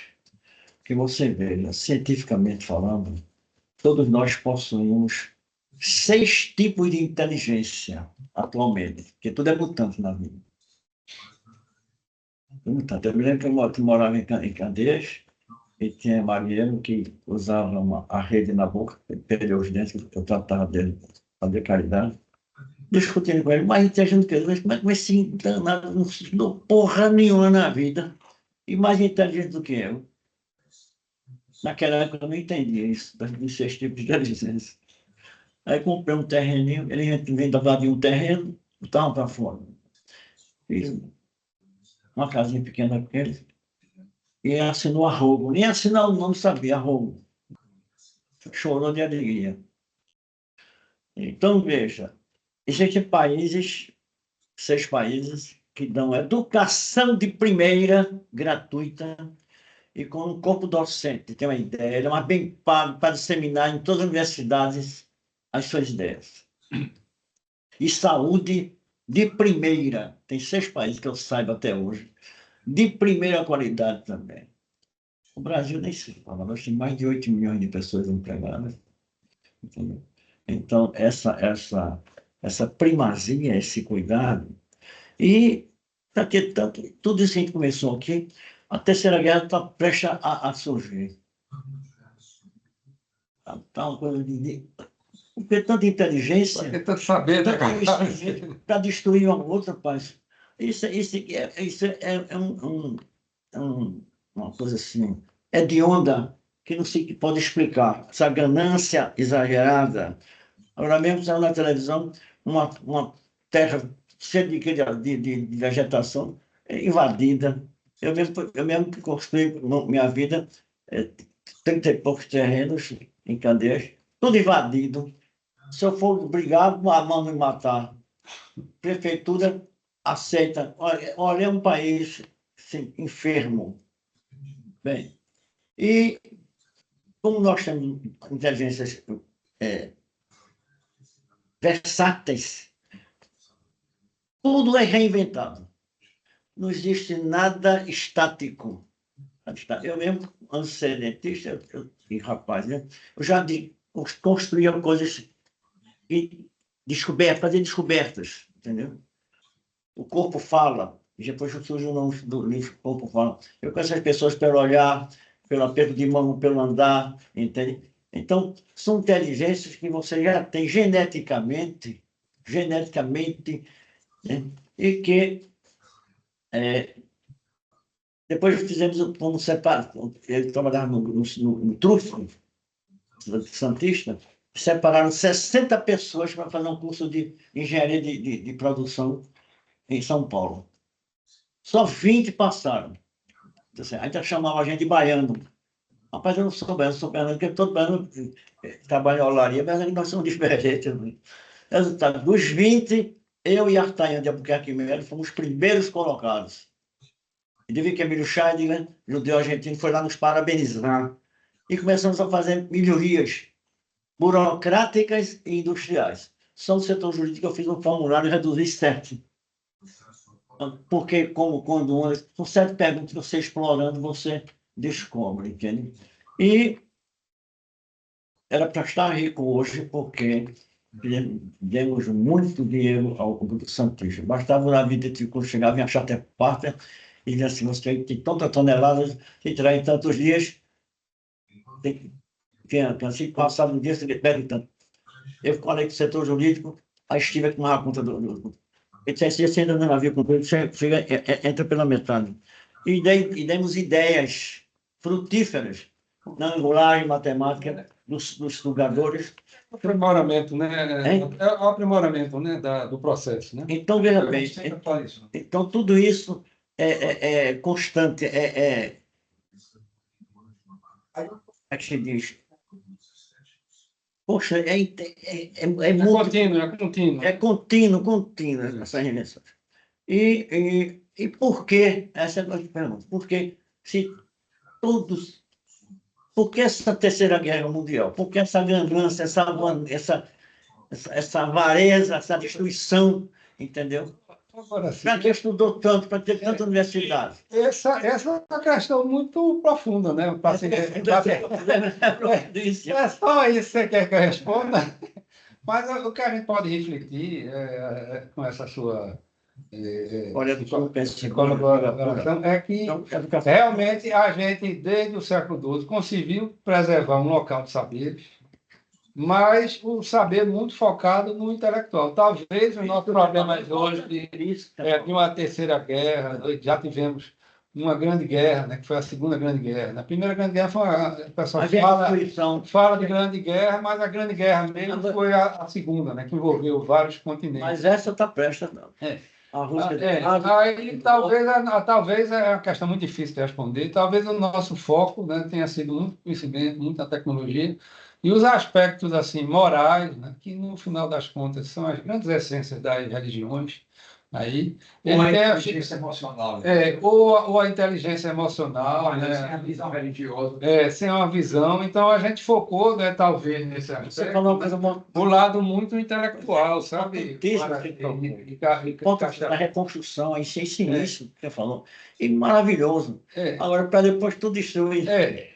Quer dizer, o nosso propósito foi mostrar, assim, dentro da nossa Exatamente. visão, a origem, né? Houve condições especiais para surgir uma instituição autônoma, que hoje entendemos como uma universidade. Então, foi um processo aí de milhares de anos e, em determinado contexto geopolítico, né, social, né, todo aí histórico, ele levou à criação das universidades e hoje, ao que parece, não é, Guaraci? É. Ela não consegue resolver os grandes dilemas do mundo, né? Então, ela não conseguiu evitar a fome, né? As desigualdades e as guerras, né? Agora, né? Então, Tiraram um pouco até de dos aposentados. ainda jamais nesse outro diário dos dilemas morais.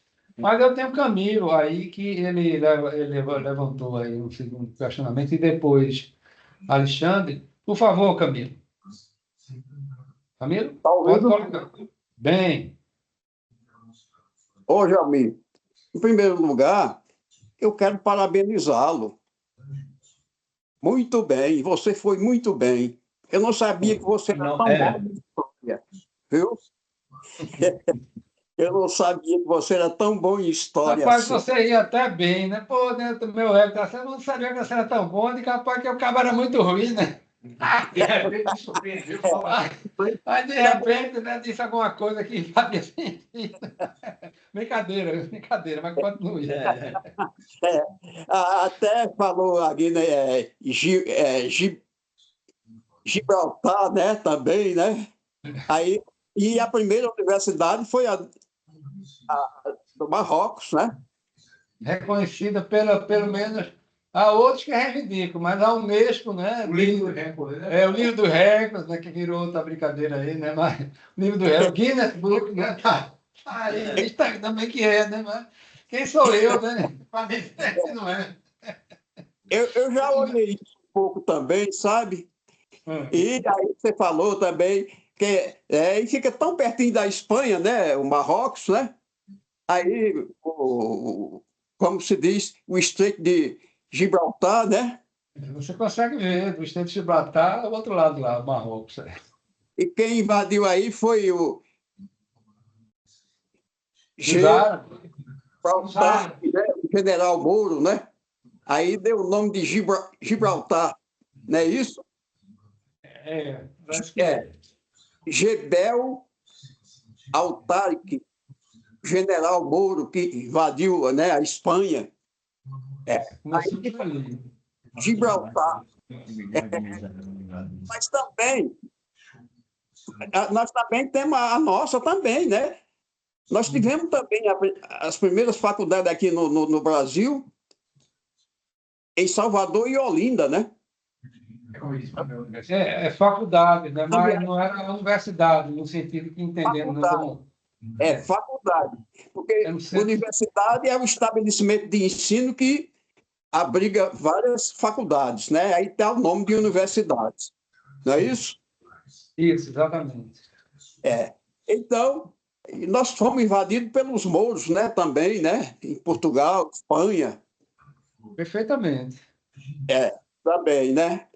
Mas eu, como sou cômico também, eu não tenho mesmo o que falar, você já falou tudo, né? Eu não vou entender tanto quanto você entende de história, né? Mas você sabe que aí, como se diz, Olinda, né? Que podemos considerar como a matriz da civilização da América Portuguesa, né? Não é isso? Tem o início, até por conta das capitanias hereditárias, que não deram certo. Elas só deram certo aqui, né, em São Paulo, São Vicente, por conta da cultura do açúcar. Então, aqui chegou um determinado tempo, pelo que se dizem os historiadores, era o local mais rico, né, do país, né? Agora, como o ciclo do açúcar ele perdeu importância mundialmente, foi uma das razões, inclusive, que os espanhóis se retiraram aqui, porque já não valia tanto a pena o açúcar, né? E aí o eixo mudou, né, para outras regiões, né? Para Minas, depois para o sul, né? Centro-Oeste. E a gente ficou, né, digamos assim, isolado, né? Além de a gente observar que o Nordeste, ele geograficamente, ele é isolado dos outros países da América do Sul, né? E da Europa tem todo um continente, né, na frente, né? Então a gente teve pouca, digamos assim, interatividade, né, com outras colônias, como tiveram, né, são colônias que vieram para cá já no século XIX, XX, né, de imigrantes, né, imigrantes italianos, japoneses depois, e antes ainda alemães, né? Então a gente ficou meio isolado disso, né? Ficou muito na cultura ainda açucareira, né? Desde aquele tempo, né? E ela perdeu importância relativa, né? Mas, acima de tudo, foi muito importante o que você falou, viu? A sua palestra foi muito importante, foi muito boa, sabe? Esclarece muita coisa, principalmente para aqueles que, na verdade, não têm ainda um certo conhecimento disso, ou uma certa noção. Foi muito bom, porque isso nos traz nova noção do que são as coisas, né? Como começou, etc., as universidades, as faculdades, né? Obrigado, porque basicamente, viu, Camilo e demais amigos, o meu interesse é uma questão particular. Eu, assim como ocidental, né, eu sempre foco muito da origem do conhecimento nosso, que eu costumo dizer, nós somos gregos, né? Os gregos antigos, né? Daquela época de 300 anos, né? Antes de Cristo. E depois, pô, o que é que preservou isso para a gente até hoje, né? Aí tem que ver um pouquinho de história, né? Para poder ver o que é que levou. E no final das contas, né? Foram os árabes que nos proporcionaram, né? O resgate desses conhecimentos, né? Haja vista o esfacelamento aí do Império Romano, né? E foi o que preservou os valores, exatamente, sucedendo dos gregos, né? Até chegar ao desmoronamento, né? E aí, né? A universidade, ela no final, ela conseguiu, digamos, alavancar esses conhecimentos, né, dos gregos, trazer um novo patamar de civilização. Então, basicamente, é esse o fio da meada. Mas obrigado aí pelos comentários, né? E temos Alexandre, né? Alexandre aqui também, ele manifestou interesse em fazer. Antes de tudo, Jalmi, Pois não. aí em Recife já teve sultanato, né? Acho que eu saiba, não. Sabe por quê? Porque aí tem uma... Ó, no Oriente, uma noite cheia de esplendor, eu encontrei um novo amor. Aí tem umas coisas que eu não sei. Lá, lá, lá, lá, lá, lá, lá, lá. Aquela voz que dizia assim... Poeticamente. Dono do meu coração. Então, o sultão saiu do Recife, foi para o Oriente e arranjou um novo amor, né? Poeticamente. Você está certo. Exatamente. Poeticamente, sempre, né, se tem razão. Mas, Alexandre, por favor. Bom, Obrigado, eu quero primeiro elogiar não só Jalmir pela brilhante apresentação, mas também o nosso time de curadores que só dá dentro, né? Esse foi um tema assim, espetacular. E aí eu queria somente fazer uma observação com relação à ciência. Ao contrário do que muitas pessoas pensam, a ciência tem lado.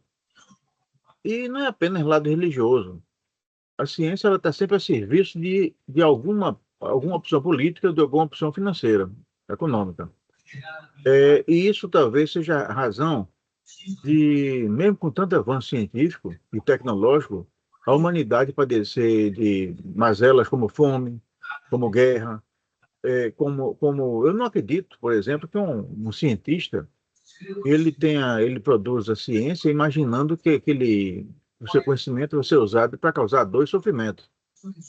E a gente vê o mundo aí cercado de porcarias, né? E a porcaria maior, talvez, nesses últimos dias, tenha sido essa nova guerra que está surgindo no Oriente Médio. E dessa vez me parece que a coisa vai ser um pouco mais quente. Porque enquanto havia o massacre da população palestina em Gaza, o mundo não estava nem aí. Mas agora me parece que a turma do Benjamin Netanyahu atacou um grupo que não gosta muito de ser atacado e parece que tem arma também. E quem conhece a história do mundo, como o João me conhece, sabe que os persas, eles sempre foram um povo muito combativo. E me parece que nessas últimas 18 horas, Tel Aviv foi alvo de um ataque maciço vindo de Teherã. De Teherã ou da cerca de Teherã. Então, isso é uma coisa muito séria. Os cientistas, tanto os que produziram as armas para Israel, como aqueles que produziram as armas para o Irã, não estavam imaginando jamais que elas fossem colocadas a serviço de causar dor e sofrimento. E só para que a gente possa ver, sentir o que é a natureza humana, que é uma coisa que a gente fala com alguma insistência, nesse momento, existem 18 líderes políticos brasileiros lá em Tel Aviv, fazendo um passeio, fazendo turismo. E esse pessoal está apavorado querendo voltar. Quer dizer, enquanto estava as Forças de Defesa de Israel massacrando e provocando holocausto e genocídio lá em Gaza, eles não estavam nem aí. Eles foram. E agora estão morrendo de medo, se borrando, querendo voltar para o Brasil. Então, isso eu quero dizer, com tudo isso, com esse pequeno discurso, é a fragilidade do homem diante do egoísmo, diante da vontade de querer mais. E é exatamente nesse ponto em que a ciência sempre esteve e sempre estará a serviço não apenas das causas da evolução da humanidade, mas de causas menores, como promover mais riqueza para alguns, mais poder para alguns, mais, enfim. E é nesse panorama que existe a questão de Deus. Agora, contrapondo a tudo isso, houve há 48 horas um episódio na Índia que talvez faça a humanidade pensar. Houve a queda de um avião.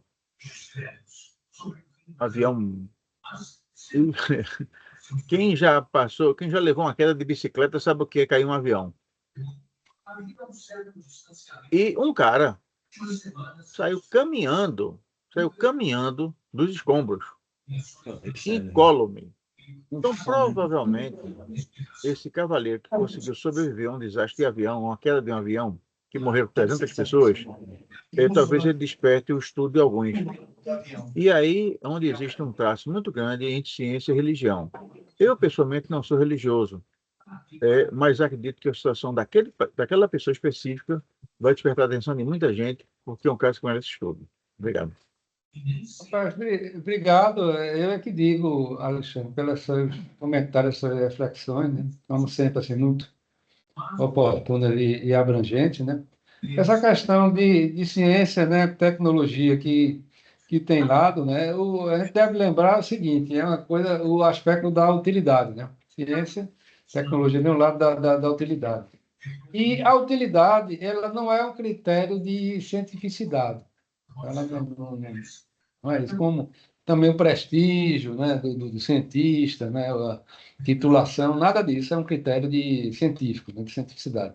Mas, né, a gente sabe hoje que as pesquisas, elas correm, né, a questão da utilidade, o uso, né, seja para um retorno financeiro, farmacêutico, qualquer que seja, ou bélico, né, um retorno bélico, né, para um uso político e tal, e sempre, às vezes, dotadas entre aspas, assim, de boas intenções ou de justificativas morais para isso. Só não faz muito tempo, né? A gente, até o objeto de filme, o Projeto Manhattan, né, que desenvolveu a bomba atômica, né, que conseguiu terminar o conflito da Segunda Guerra Mundial, que perdurava no Japão. A Europa, né, Hitler já tinha, em maio de 45, já tinha sido invadido a Alemanha, né, e Berlim dominada pelos russos, né, que os americanos preferiram ficar de fora. E aí, para não ter maiores perdas, os russos que fizeram o serviço sul já tinha acabado em maio de 45.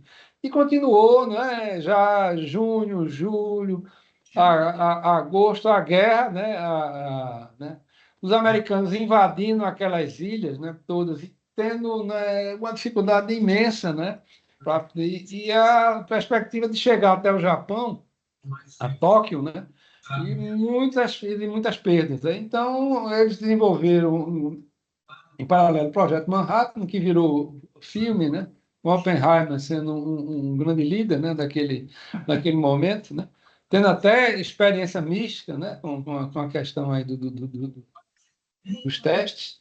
E a gente vendo essa questão que você colocou, exatamente do lado, né, da utilidade, o lado bélico, né, de a ciência e seu filho, né, a tecnologia, né,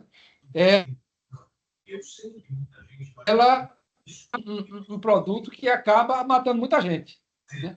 Então, para você falando da guerra ontem, né, que nas últimas 48 horas aí do Irã e Israel, eu vendo, né, pela televisão o ataque, né, mísseis, né, a Tel Aviv, e você olhando aquilo ali, faz parte do terror, né, e tem um escudo, né, que tirou grande parte, né, caiu, mas a detonação em área civil, né, puxa vida, é um negócio assim que a gente fica, né?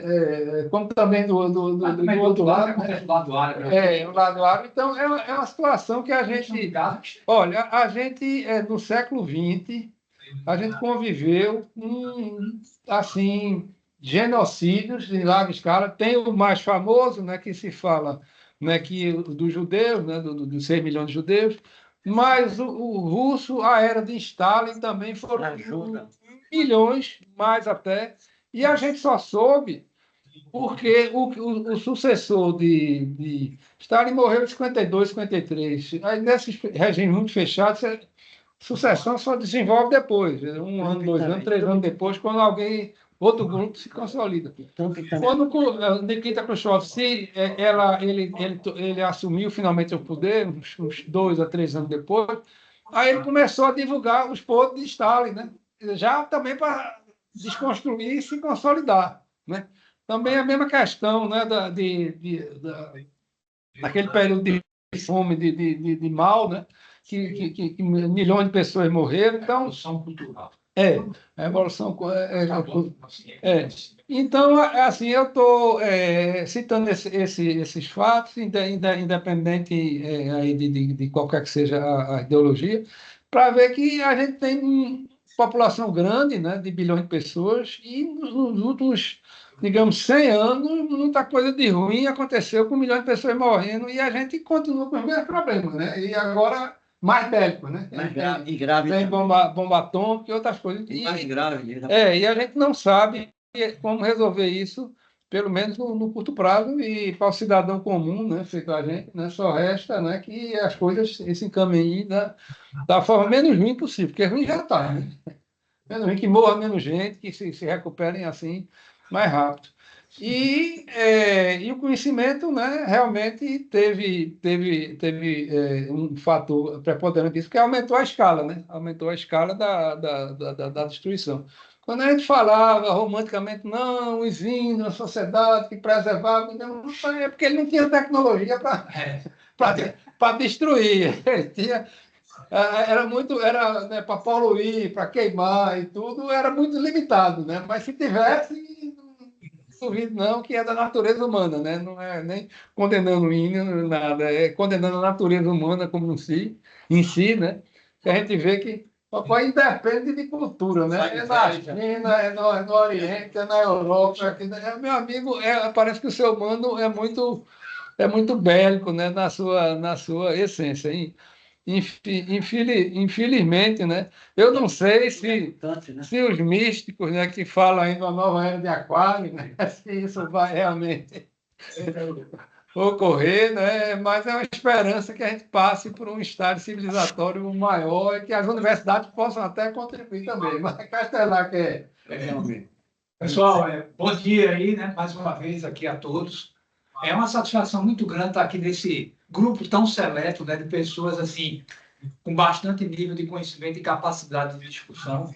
Queria agradecer aqui a Jalmi, né, mais uma vez. Jalmi, eu já o conhecia, sabe? Enfim, já sei da questão dele de ser muito perspicaz, gostar muito de se aprofundar no conhecimento, no detalhamento das informações.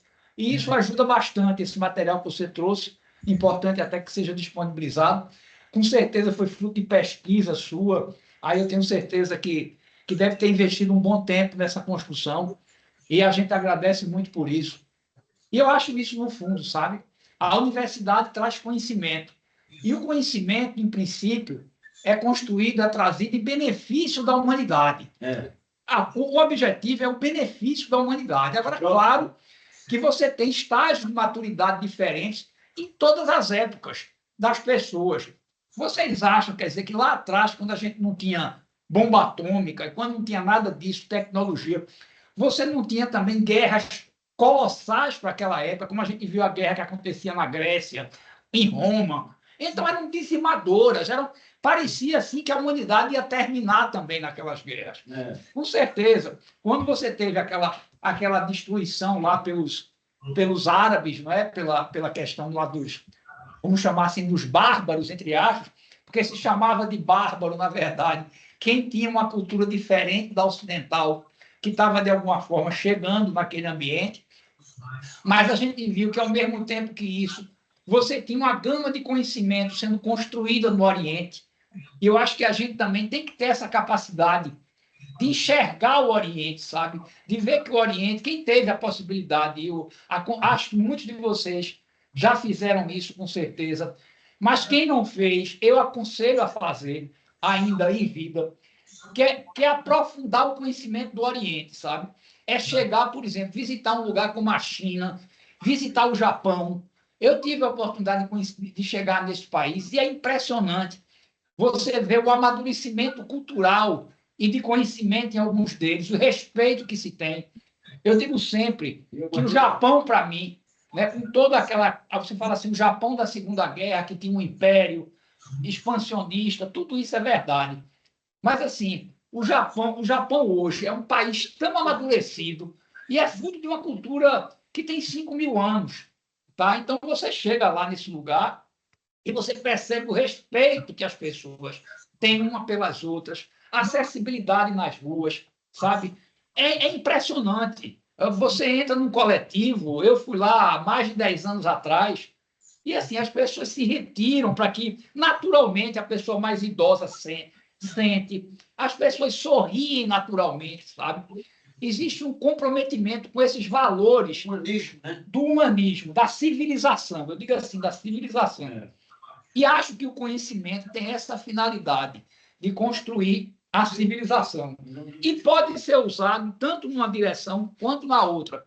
E aí a gente viu, durante tanto tempo, o conhecimento foi preservado, como já me trouxe bem aqui, em algumas instituições religiosas. E essas instituições religiosas permitiram que, de alguma forma, o conhecimento pudesse aflorar, sair do ambiente religioso e chegar para poder alcançar um número maior de pessoas e com a capacidade da gente enxergar mais na frente. Então, assim, eu vou só colocar a minha visão. Eu acho que o homem ele está num estágio de amadurecimento. É um amadurecimento evolutivo, claro. Quando você tem o conhecimento expandido, que você é capaz de produzir bombas atômicas, como é hoje, países estando armados com isso. Então, em determinado momento, por uma questão de uma ação de uma liderança dessa ou outra, você pode ter o colapso da humanidade como a gente conhece hoje. Pode ter o colapso da humanidade que a gente conhece hoje. Eu cheguei a pensar, Jalmi, em algum tempo atrás, juro a você, eu digo, será que essa eu não chamo de uma geração só, porque quando a gente fala da geração da gente, você tem pelo menos mais 2 gerações que estão aí, né? Que chegaram, se a gente considerar aí, em média de 20 anos, são 2 gerações, no máximo 30. Então, 3 gerações. Às vezes eu cheguei a pensar que talvez essas gerações, nós ainda, isso eu já pensava, engraçado, quando eu era menino, bicho, porque você já via coisa de guerra, papapá. Será que a nossa geração pode vivenciar o fim da humanidade, o fim, entre aspas, ou pela destruição da humanidade como a gente conhece hoje, de certa forma estruturada? Enfim, porque você tinha situações, tinha passado pelo colapso da Segunda Guerra Mundial, que, como você disse, trouxe uma realidade mais abrangente. E aí depois vem a Guerra Fria, aí vem aí a produção de bombas atômicas, e, ao mesmo tempo, o conhecimento multiplicado, a capacidade. Então, a gente torcer, porque eu acho, sabe, Jovem, que tem muita gente consciente de que a gente precisa trabalhar o conhecimento em benefício das outras pessoas, em benefício dos outros, sabe? Para poder buscar a felicidade das pessoas. Então, eu acredito que tem muita gente espalhada no mundo inteiro que tem essa visão de buscar o conhecimento e trabalhar como a gente está trabalhando aqui, sabe? Nessa construção livre de quaisquer amarras, independentemente do credo que possa ter qualquer um de nós, ou não ter credo nenhum, né? Não ter credo nenhum e ser respeitado por isso, mas, ao mesmo tempo, buscar a construção do conhecimento. A construção do conhecimento. E aí, nada como as universidades, a gente está vendo, foi propulsora disso que a gente está vivenciando hoje aqui, de certa forma. Trabalhar essa construção, sabe? Então, eu espero que a gente, que a imagem que eu vivenciei lá atrás não esteja correta. E que a gente possa vivenciar uma realidade que possa superar esse momento. Porque talvez lá atrás também algumas pessoas tenham pensado que também a geração delas seria a última, vamos dizer assim, por qualquer motivo, uma razão ou outra. Mas é isso, eu acho que é importante que a gente vivencie esses momentos de uma maneira coerente, respeitosa e buscando esse amadurecimento, sabe? Independentemente desses líderes que possam estar no poder em determinado momento, em uma nação ou outra, e que possam provocar um momento como esse. Ao mesmo tempo, se a gente tiver condições de superar esse momento, dessa diversidade que está aí colocada, a humanidade pode chegar no outro patamar, sabe? Num patamar mais integrado, de respeito às diferenças, mais humano, sabe? Com valores que são valores que transcendem qualquer tipo de religião, qualquer tipo de filosofia. É isso, pessoal. Então, eu espero muito que a gente possa construir essa nova possibilidade, tá certo? Veja só eu já passo para você, Guaraci, a oportunidade, a palavra. Só comentando em cima de que você colocou rapidamente, a gente tem uma dificuldade, né? Quando estamos no meio da noite, né? De perceber, né, que vai ter o dia, né? Mais na frente, né? Então, isso a gente está hoje numa situação que talvez a gente esteja no meio da noite, onde até as instituições mundiais, né? Várias delas, como a ONU, elas perderam o protagonismo, né? Foram se enfraquecendo ao longo aí das décadas, né? E a gente esteja numa noite, né? Assim, não consiga ver que vai ter um dia mais na frente, né? E a gente refletindo um pouco, né? Gosta de refletir, falando sobre Viktor Frankl, né? Viktor Frankl foi aquele psiquiatra austríaco, né? Que viveu, né? A sua vida, né? Uma parte da sua vida, né? No campo de concentração, né? E com a vida a pior possível, né? No limite. Depois ele soube que a mulher e os outros membros da família tinham morrido, né? Tudo ele ficou só, né? E ele, no final, ele lançou um livro, né? Que é O Sentido da Vida, foi traduzido, né? Então, ele achando que um propósito, né? O fato dele observou que aquelas pessoas, aqueles prisioneiros que tinham um propósito, qualquer que fosse, né? Encontrar com a família, fazer alguma coisa depois, achavam que ia ter um fim aquilo ali, né? Esses foram que tiveram a maior chance de sobreviver. Tá certo? E uma coisa, eu vi que ele conseguiu, e ele fez uma crítica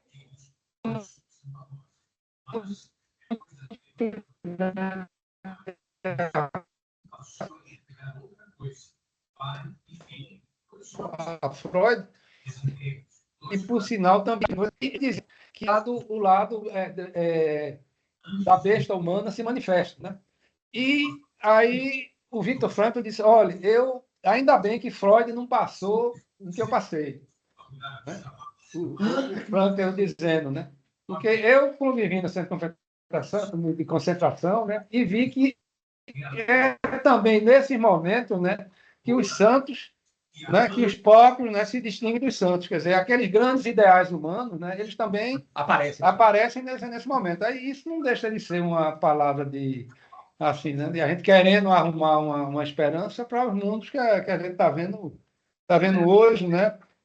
E a gente espera, né, que realmente nem todos são mal, né? nem tudo vai ser o mal para destruição. Que sempre, se você olhar do ponto de vista até daquela ideia grega, né, de Gaia, né, a Terra vai encontrar né, a sua forma de recuperar, mesmo que seja, né, de uma forma só orgânica. Mas Guaraci quer fazer uma consideração? Tudo, no meu entender, vem do início. Existem mulheres com enxaqueca e fobias, e que cientistas fez um teste de campo com 100 mulheres, usou uma droga psicodélica para retroagir no tempo e no espaço. E teve uma mulher que disse, eu estava com 4 dias de vida, minha mãe não queria que eu nascesse. Veja, um pensamento materno gerou uma doença. Então, tudo é o início, é a formação, é a educação, é o humanismo. E tem pessoas que, cientificamente, de 0 a 10 anos, você criar criança com amor, com alimentação, com carinho, entendeu? Você não cria um monstro. Tem um cara que matou a mãe, matou o pai, matou a irmã de facada e parece que não tinha feito nada. Então, o mal, no meu entender, é gerado desde o início. Às vezes a mãe nem sabe que está grávida. 4 dias. Fez um sexo fortuito, mas não quer. Um pensamento negativo, porque a gente deve transportar qualquer pensamento negativo nosso, que todos nós somos seres também perfeitos, em positivo. Eu, quando estou triste, eu digo, seu merda, o que você ganha com a tristeza? Vai ficar chato, antipático, perder cliente. Troque agora mesmo um pensamento por um pensamento positivo. Isso é terapia cognitiva, Então, né? Psicologia cognitiva. E troco na hora. Exatamente. Escolher um pensamento bom em substituição a um pensamento, uma emoção ruim. Exatamente. É muito, muito bom, um aprendizado de vida. Mas, meus amigos, estamos chegando aqui ao final. Agradecer a todos. Eu queria fazer uma pequena colocação. Pois não, rapidamente, por favor. Olha, a minha desconfiança é a seguinte: me parece que o homem tem um paradigma vil, porque todas as desgraças, corrupção, a guerra, paradoxal ou não, está na mão dos que são mais educados e mais estudados. E a guerra, como se diz, criar aquela máxima, se vis pace, para bellum. Se queres a paz, prepara a guerra. E desidera-te pacem, prepara-te bellum. Quem deseja a paz, prepara a guerra. Então, o homem, quando deseja a paz, ele não prepara a paz, ele prepara a guerra, e a guerra, como se diz, é a coisa mais frequente na nossa vida. Então, são os mais educados, os mais estudados, os mais preparados que provocam a guerra e assim fazem a guerra. É isso. Ok, obrigado, Camila, aí, pelas suas reflexões também, e vamos esperar, né, e fazer a nossa parte, né? A gente tem que fazer a nossa parte para um mundo melhor Dar a nossa contribuição. e torcer que venham, né, tempos melhores para todos nós e para os nossos filhos e netos, né? Gerações que continuam aí mais para frente, né? E a gente vive, né, entrelaçado entre gerações, né? Acho que nós começamos dos nossos pais e avós e dos nossos filhos e netos e por aí vai. É o caminho da vida. Meus amigos, muito obrigado. Muito obrigado pela participação. Obrigado. E vamos corrigir, né? Você sabe, o São João é de origem francesa. Canchi, pamonha. Tanto que na quadrilha, na Ria, é francês. Exatamente. Pois é, que é forte no Nordeste. Pelo menos a quadrilha né? Mas foi mais São João. Meus amigos, um bom final de semana e até o próximo sábado no próximo Seminário dos Múltiplos Saberes. Tchau, pessoal. Um abraço a todo mundo. Até logo. Parabéns. Até logo. Até logo. Tchau, tchau. Queime a rodinha, viu? Já vamos Hoje queimar a rodinha. Sábado eu não estarei na reunião, ok? Vai estar dançando quadrilha. Também não. Eu vou estar no Rio de Janeiro, lá visitando a família por lá e tal. Então, Bom para você. se por acaso eu não comparecer na reunião, Você está com a falta justificada e abonada. tá, obrigado. Ok. Obrigado. Abraço. Outro. Tchau.